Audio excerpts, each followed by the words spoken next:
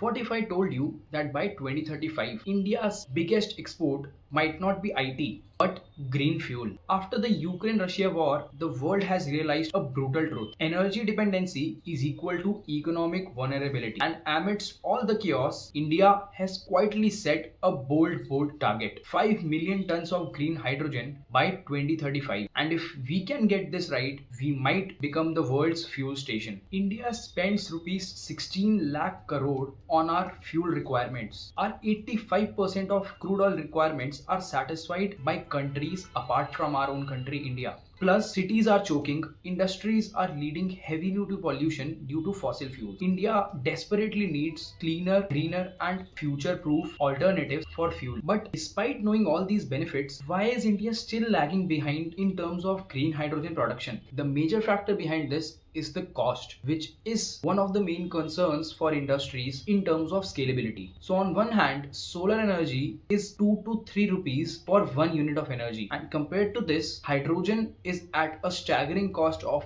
3 to 6 US dollars per kilogram. Apart from this, it has a major storage challenge and safety concerns as well, which is stopping the industries from rapidly growing in terms of green hydrogen production. Yet, the Indian government is highly bullish on green hydrogen, with ambitious targets like a budget of 20,000 crores is allocated towards production of green hydrogen. It has massive targets including 5 MTPA, 5 million tons per annum production of green hydrogen by 2030, along with 125 gigawatt of this renewable energy. With the right policies in place, a lot of industry giants have entered this particular industry. Be it Tata, Reliance, Adani, all these are highly bullish on producing green hydrogen as a cleaner and greener alternative for the fuel. With all the efforts by public and private entities, green hydrogen is all set to power multiple industries, be it fertilizers, be it energy, be it manufacturing, all would be replaced in terms of fossil fuels with the green hydrogen, setting India on its growth trajectory like never before. Imagine water as a Lego block with two parts of hydrogen and one part of oxygen, and using electricity we can break apart hydrogen and oxygen, which will lead to a green hydrogen fuel